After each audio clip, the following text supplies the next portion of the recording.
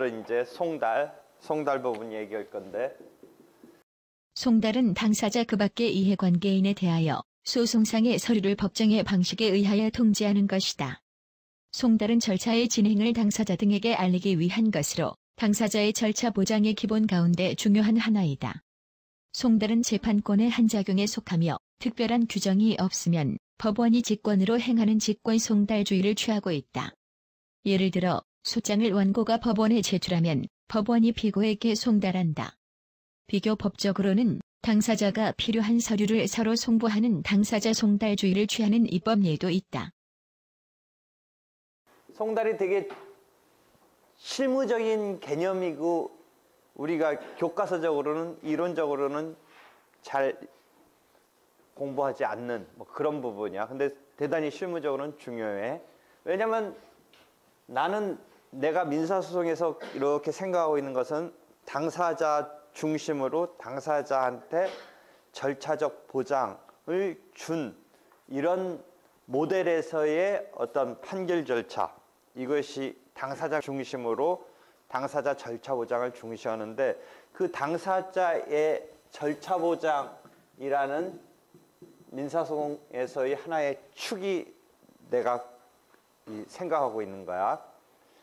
그런데 그 절차 보장이라는 걸 해주기 위해서는 이 송달이 되게 중요한 기능을 하는 거야. 송달이 됨으로써 상대방으로부터 나한테 공격해 들어오는 그 내용을 알게 되는 거고, 그래야지 반격이 가능한 거지.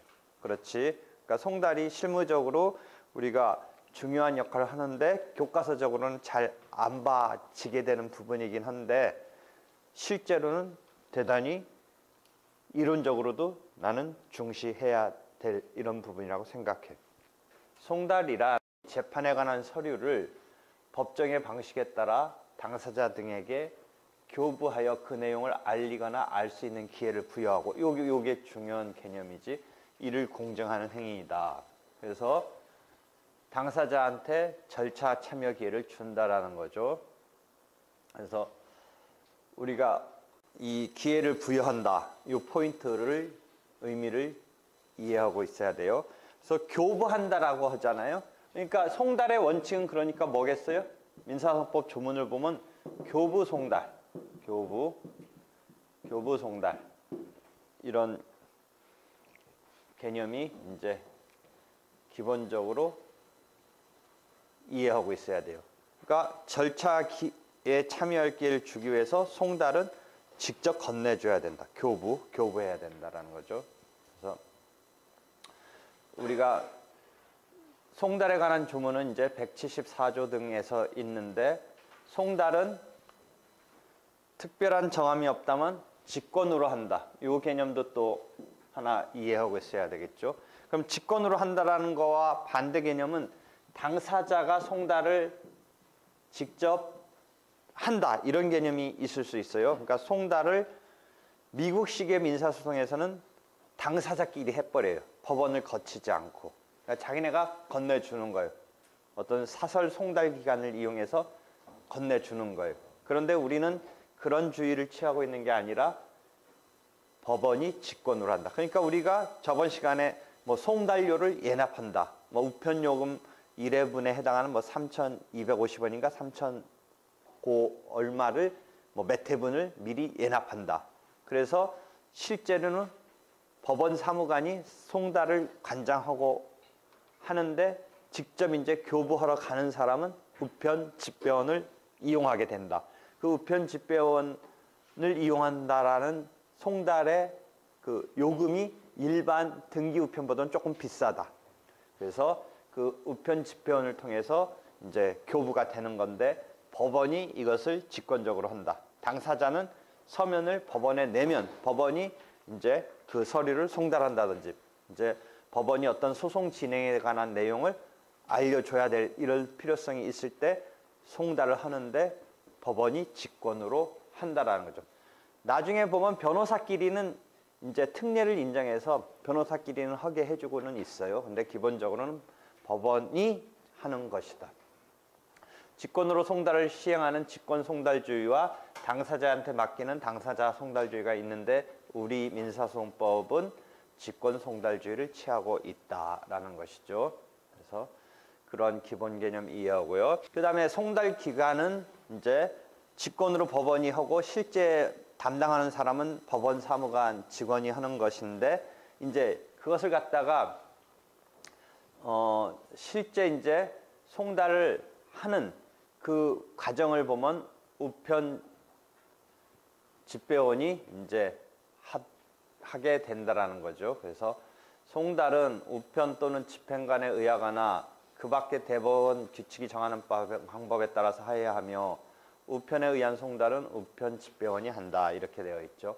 경우에 따라서는 야간에 이렇게 특수하게 집행할 때가 있어야 돼요. 있을 수가 있어요. 그때는 집행관이 할 수도 있어요. 야간에 이제 낮에 이렇게 송달 교부하러 갔는데 집을 비우고 있고 하니까 밤중에 이렇게 하는 것은 좀 특이한 상황이니까 그런 어떤 일과 중에 하는 게 아니니까 그런 때 특별 송달의 경우는 집행관이 하는 경우가 있는데 일반적인 경우에는 우편 집배원이 한다.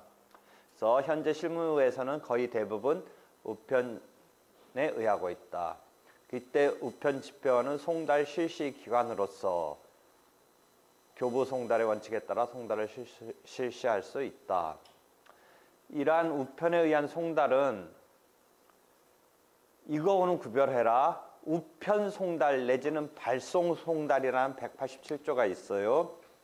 187조에 우편 송달, 발송 송달이 있는데 이 말은 뭐냐면 교부 송달을 해서 해야 되는 게 원칙인데 가서 건네줘야 되는 게 원칙인데 그렇지 않고 있기 때문에 법원이 업무 처리가 이게 황당하니까 그냥 우편으로 보내버리고 송달한 것처럼 발신주의에 의해서 하는 경우가 있어요.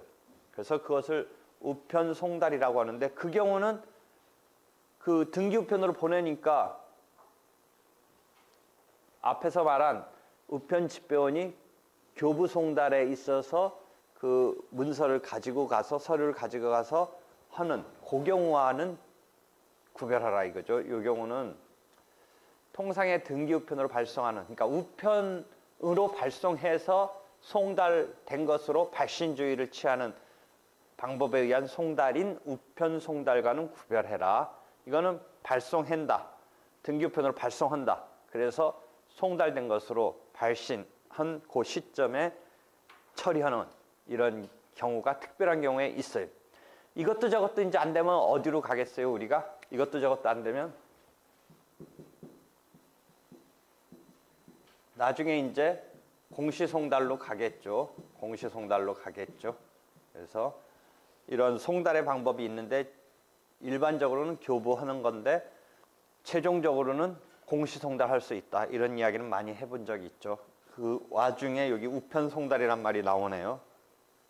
그 다음에 변호사들끼리 하는 예외가 있다. 이건 민사소송 규칙의 이제 기본적인 송달의 틀에서 편의성 등에 의해서 변호사들은 그것에 대한 어떤 전문가고 뭐 소송에 있어서 관여자이니까 장인애끼리는 할 수 있도록 하고 있다라는 것이죠.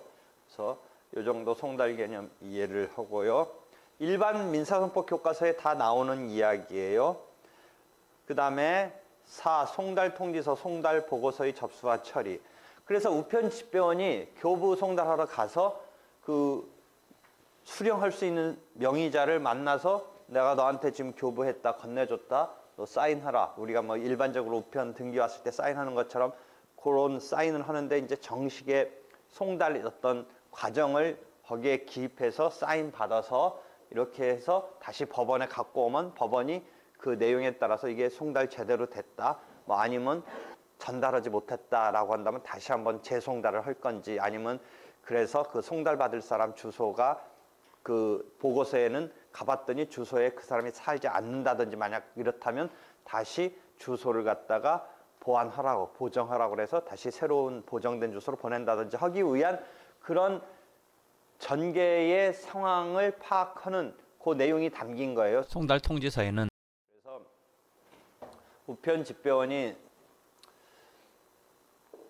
제출하는 경우에는 송달 통지서라고 일컫고 법원에 소속된 법원 사무관 등이 제출하는 경우는 송달 보고서라고 일컫는데 넓은 개념으로 송달 통지서라고 부를 수도 있다. 그래서 송달한 기관은 송달에 관한 사유를 대법원 규칙이 정하는 방법에 의해서 알려야 된다. 이런 식으로 하면서 송달 통지서 또는 송달 보고서 이런 것 등을 이제 법원에 다시 가지고 가서 이렇게 저렇게 지금 진행 상황을 이제 파악할 수 있게끔 해야겠죠.